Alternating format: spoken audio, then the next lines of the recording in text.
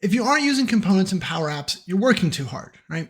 So the idea of components is we're going to take a bunch of individual controls, often to recreate something like a header or a navigation or some type of menu. We're going to go and we're going to build that once as a component. So take a bunch of controls, assemble them. Then what we can do in our Power App is we can reuse components without having to copy all that stuff, reconfigure that stuff. And because we're referencing the component, if we decide, oh, we want to change the colors, the design, the functionality, we change the component, and everywhere that's being used, that is going to be shown. So today's video, I'm going to walk you through, I'm going to show you some examples of some really cool components that we've built, and we're going to walk through the basics, talk about the input, the output properties of those, and kind of get you on the right track. Sound like fun? Well, let's switch over to my desktop and take a look. Okay, so with components, the most common use of them is going to be some type of menu, right? So whether it's a header, a footer, a navigation. And so here I just quickly built one. If we click over here, you can see I've got my mega menu, and then I can jump down here to automobiles. I'm here, and I've got that same exact mega menu, right? As you can imagine, that mega menu's got a lot of moving pieces. And so what happens is I'm just gonna go build it once as a component, and I can drag and drop that on here. So that's what we're gonna do in today's show. The last time I did this, I built this particular header because I think that's a great first component for everyone to build. And so with building this component, I did that in a video 4 years ago. So I'll put a link up there to that video if you want to see how to build this exact one. But this is an idea of, another common use. So speaking of all these demos we just did, remember, if you want to download this working app with all of these components we're about to build in here, you can just go to training.powerapps911.com and sign up for the YouTube library. Out there, we've got on-demand training classes, we got live training classes, we got resource libraries, we got all types of options out there. So go check it out. So before we break down how I built that complicated one, let's just build a real simple one together. So the easiest way to start is right over here on the right to the word screens, it says components. You jump over here, and so this is where you're going to build the components for your app. Now don't worry, we'll talk a little bit about component libraries later, how to build these and share these across your organization. But for right now, we're just gonna jump in here. And so what you're gonna do is you're gonna say a new component, and then it's gonna give you a blank canvas, right? If you look over here on the right, it's got the size 640 by 640. You can adjust that, and you'll see that like my header one, I just made it long and skinny because it went across the top. That mega menu is tall this way, right? Because it is used that way. So you're gonna wanna drive your component the way that you want it. So let's start with kind of that, down the left side example. And so if you don't know how tall to make it, if you go back over to your screen, and so we'll just make a new screen. So we're starting from a blank spot. What you want to do is you want to make it the height of the screen, right? Because you want that nav to kind of take over the whole left side. So if you go to your screen, then you can always go here and go to height. And it's like, hey, I'm one of this formula. If you just click up here, it'll tell you that it's 768. That's the standard height of a Power Apps mobile or tablet screen like this. So we go over here. We're going to say, all right, change your height to be 768. And then for your width, we don't really know what we're going to do yet, so we'll set this to be 200 and kind of go from there. Okay, so that gets us a blank spot to build. Now you want to kind of fill in the blanks with what you want. Now in the case of building one of these, we're probably going to want to use our containers, right? And so what I'm going to do is I'm going to go up here to Insert and under Layout, and I'm going to use a vertical container. And I'm just going to stretch this thing to take up the whole thing, right? We're not building a responsive app, so we're not going to talk about all those concepts right now. But the idea is I know I want to kind of assemble this thing top to bottom. And I can also go over here and be like, all right, in my container, I probably want to go ahead and set its color. We'll give it a nice, this blue color. I don't know, right? Give it a little bit of a background color. And so now that we've got that color, we're good. So what's the first thing you want to have up there? Maybe we want to have a image, right? So we can just insert media and then an image. We'll kind of stretch this. Now, remember, you can't resize these inside of a container. So that's one of the downsides using containers to make it a little bit harder. But if we go over here to its width, we can say, custom. And then now we could say, make you 200. And so now it's taking up the whole thing. And then we'll set its height to 200 as well, because we really want it to be square. And so now we've got that up there, right? But now it's just an image control. So we could add an image file. And we'll grab the cute buddy logo. You guys haven't seen this one before. First time I put this one on YouTube. Hello, buddy. So yeah, we got a little logo at the top. Okay. Now the next section here, we're going to insert another. We want to do a label, right? Notice because we're doing the container, it just jumps to the bottom. Same type of deal. We might want to set its width. We could just say, you know what? use the stretch. And so then that way it uses the whole thing. We'll text the line there. And for right now, what we're going to do is we're just going to say, demo screen. Okay, we're just going to put hard-coded text in there. And there you go. That's enough for us to start. So now that we've got the component, we don't need to save or anything. We might want to rename this. And so we'll just call this demo. And so now if we jump over here to screens, we can go to screen 4 and we can use the insert menu, and under custom, you're going to see the options that you have. You do demo, boom, that is there. And the great thing about this, right, if we do another new screen, then we just do the same thing, insert demo again, and we've got it, right? They look exactly the same. We have consistency. And if we go over to components, we're like, I don't really like that blue. That doesn't bring out, Buddy's eyes or something weird like that. Click on the container. We'll change the blue to be this color. And just as fast as we change it, now both of these are updated. That's the beauty of containers, right? We do stuff there, and then we're over here. Now, right now, they both say demo screen, though, right? So what if you want to make part of this configurable? Okay, well, let's go back to our component. So your components, if you click on the component itself, so over here on the left, we'll click on demo, components have properties. And so properties are inputs or outputs of the component. So we're going to do a new custom property. We're going to call this screen name. And so then now we're going to say property types input, right? We want the person using it to input this so the component has access to it. And then we have all the different data types available here. But right now, really all we want is text anyway. So we're going to choose text, and we'll go down here at the bottom, click on create. I forget to do this all the time. Hit this create button down here at the bottom. And now that is listed.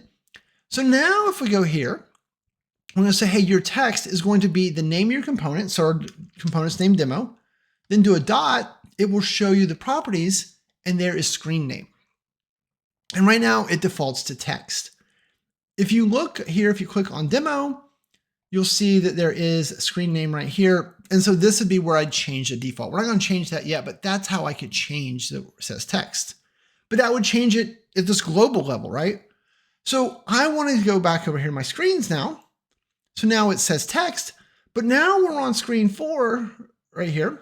What we can do by clicking on the container, we can click here and we can say, hey, screen name, there's that property we created. There's that default we just saw. And so I could be like screen 4.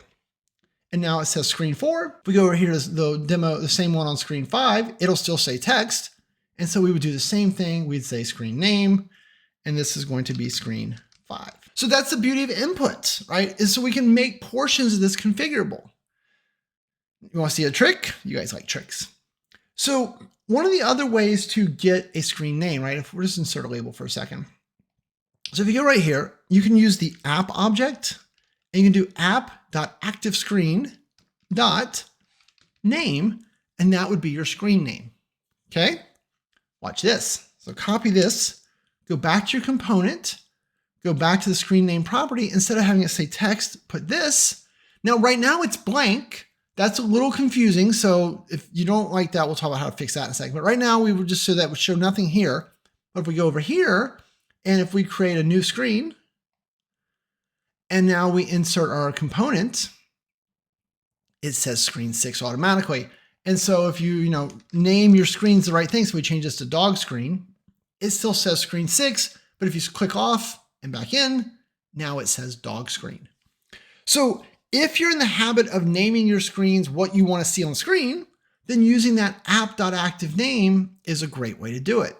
Now over here with the component though, it was a little confusing that it's blank, and I don't like to be confused. So what I'll typically do here is I'll say coalesce. Remember, coalesce shows you the first non-blank value. So you could do coalesce that and then just screen name. And so now, right, coalesce says, hey, is this blank? Inside the component, there is no active screen name. So yes, it's blank.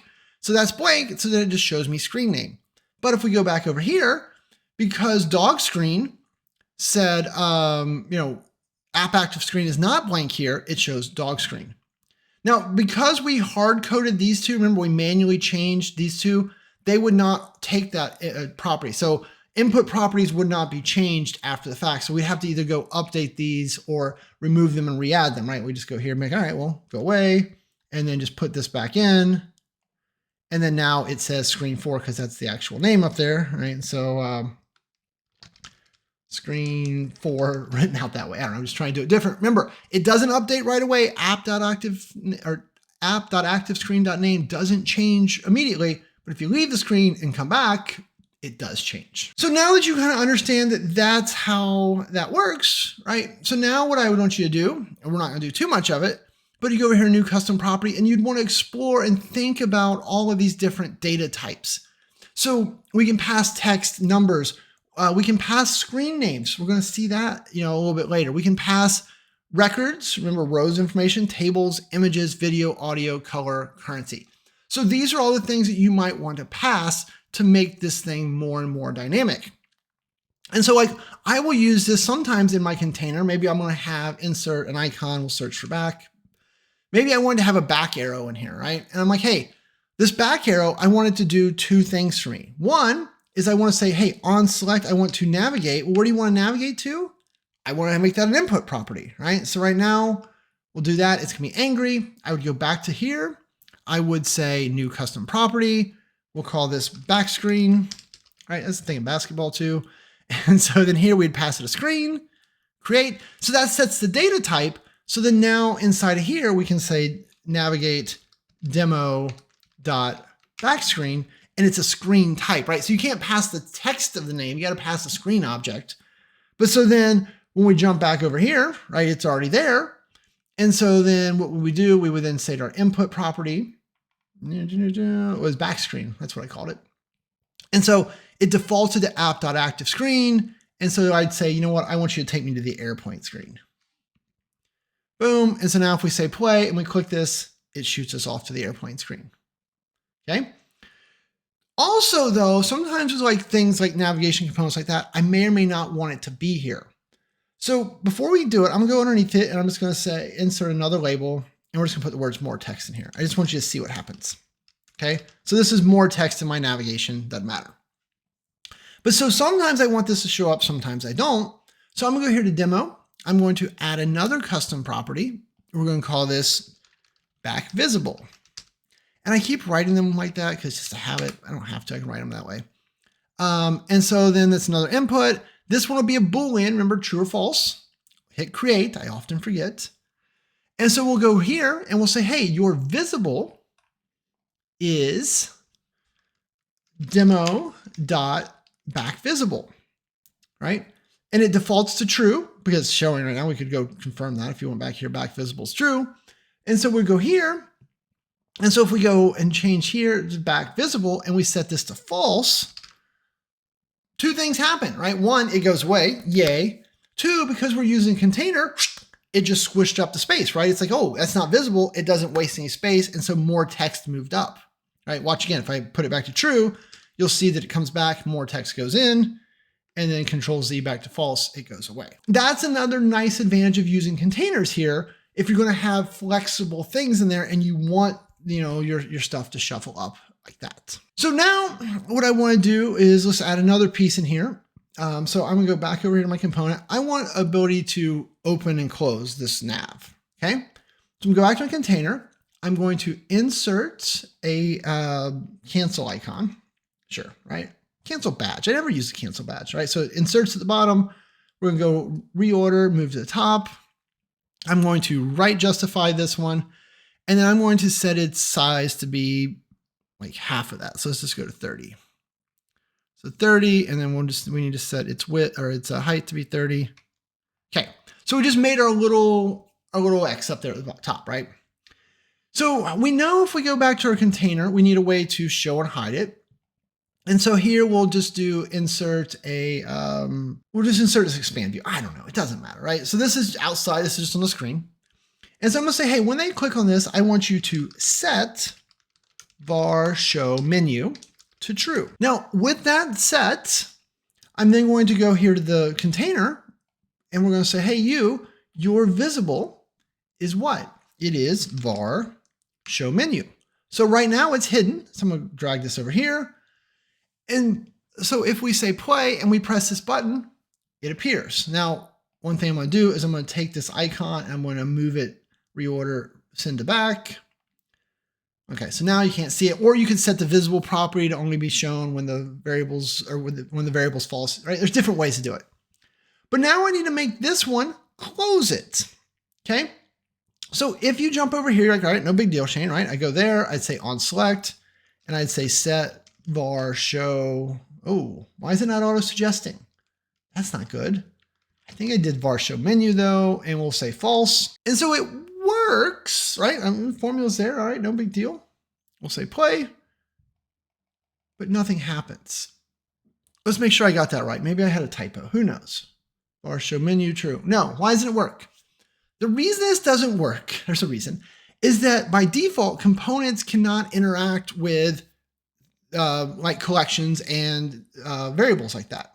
So when I did this, it's basically just created a variable inside of my component, which has no value to me. This used to frustrate me a lot, right? This was not, makes me just shake my fist. So one of the things they've added since the video from 4 years ago, if we go here to demo, now you can say access app scope and you can set this to on. If I set this to on, now, let's go here, let's delete this out again. Now if I start to say set var show menu, oh look, it's there. And now if we set this to false, so it now has access to the variables and the collections from the app. So now if we go back to screens and we say play and we hit this X, it hides it, it shows it, it hides it. What? I know. So that was something that they've added since the last time I did this, right? The key here was that you had to set the PowerApps access app scope to on.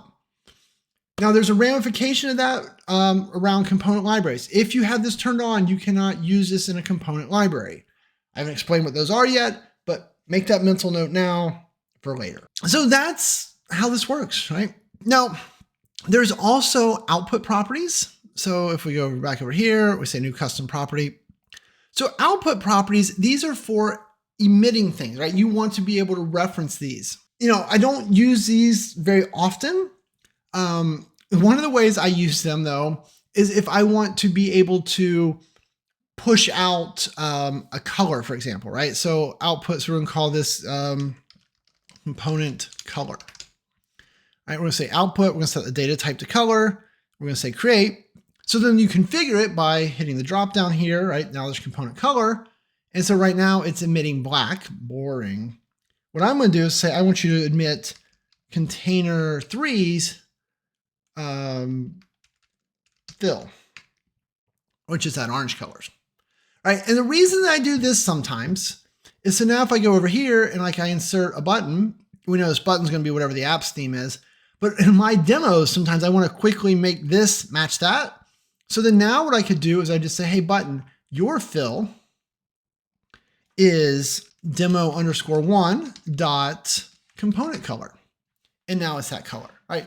That's not practical. This is like Shane's hacky ways of using it to make quick YouTube videos. Like I wouldn't necessarily design your life around that pattern, but I want you to see that things can go out versus then go in. So like one of the demos that I do in my training class is I do, I use a calculator. So basically I have inputs, which are numbers. And then inside the app, it has an output, or inside the component, one of the outputs is a number, and it just takes the input and multiplies it by 3. And so then that way people can push numbers in and the calculation happens out, right? So using it as a very poor man's calculator, like once again, not something I'd actually do either, but it is worth noting that you can push in, do some calcs, push out, right? There's better ways to do that. And Microsoft's working on some better long-term answers to that. So I'm not going to tell you the things that are there, but there are some features in experimental today that can give you some hints where they're going, right? We know my policy. I don't like to do videos on experimental features because they're going to change and I don't want you using them in production, and my stuff should all be good in production. So that's components. Now you might be thinking, so Shane, what about these fancy ones you did over here? So this is the same type of thing, right? The only difference is I added a little animation to the menu going in and out, and I spent a little more time on design. But if we go look over here, the mega menu container. So what I did, look, the component is this whole big thing. And then inside there, I put a container. So that way I could do the rounded corners and I could do the extra bold, the shadowy stuff to make that come through. But then if we look at the component itself, the only custom property is items. It is a table. So back over here, what I'm doing is I am passing, where is Mega Menu 6? I am passing a collection called nav items. And so if we just look on app on start, I am using query collect to create a table that has all of the pieces in there. And so look, we've got text is planes. That's the word you're seeing. Screen is airplane screen. So this is passing the actual screen object. And then I'm passing the icon and the icon of the airplane, right? So the same thing for trains, but a train icon, cars, a cars icon. So this is how I'm passing the data in. I've got it all in a collection that is then referenced here. So if we go look at my component, inside the container then is a gallery, right? And so it's using mega menu container items. And so then if we look inside the gallery, I then put a container inside here for some messing around stuff I was doing. But basically there's the rectangle that shows up. There's the icon. And if you look at the icon's property, it is this item.icon. And then the text is this item.text.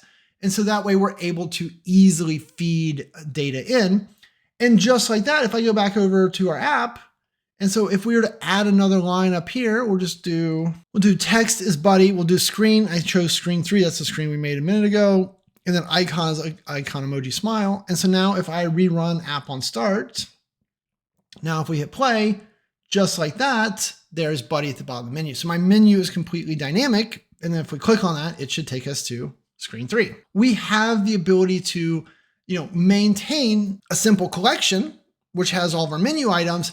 And then our component is just set up to use the gallery that has been being fed by that items.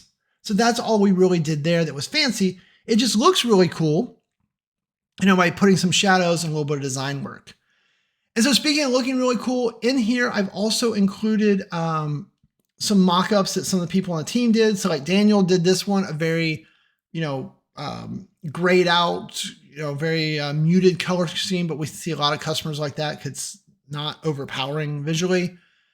And then Allison offered you one. So she did this one, very similar to what she did with very profound colors, right? She was going for something that was very flashy and grabby and very pretty, right? So once again, different design aesthetics. So you can build those. Also keep in mind, right, this app with all of these components we just built, my working one, plus these demos, these are all available if you sign up at training.powerapps911.com for our YouTube video resource library. That library lets you watch all these videos ad-free, and it also lets you, download these apps where there's a working app like this. So you can do that. You can also, for an extra $5 a month, bolt on office hours. And so once a week, you get to meet with me and ask questions. Once a month. Actually, but it's next week. It's next Wednesday. It's coming up. So once a month we do those. Anyway, so check that out if you haven't. And so the last thing I want to just talk about for a second, we're not going to go into them in details, but one of the things that we preach in our university about UI, UX is consistency in your apps. Components are a great way to do that, right? All your apps should have the same headers and footers and navigation bars. It makes it easier for your users to adapt to them. So one of the things that you can do once you understand components is you could build your company's header, and then you could put this into something called a component library where you could then share it with everyone. So anytime anyone builds an app, they could add your component in there, right? That's why you've probably noticed that like in half of the apps I demo, I have this same one, right? I use this header all the time because it's coming out of a component library. So I can just go in and bolt it into my app just like that. So this video, we're not going to cover component libraries. There's a link up above to my component libraries one. And I think that one's still really solid. If it's something wrong with it, let me know in the comments and I will make a new version, but I think that one's still good. But yeah, so component libraries, but keep in mind, remember when we built this and we turned on this access app scope, that does not let it exist in the component library. So you'd have to have a different solution for closing and opening these things, right? And so that's everything I've got for today. Thoughts, questions, comments, leave them below. Hopefully you are using components early and often. There's a lot of more complex things that people use them for, but man, if I could just get everybody using them for headers, footers, and navigation type of stuff, we would be awesome. So I'm not going to push you too far and tell you to do all the crazy things. Let's start with the basics and then you'll figure out the crazy things. So with that, I'm going to say thanks and have a great day.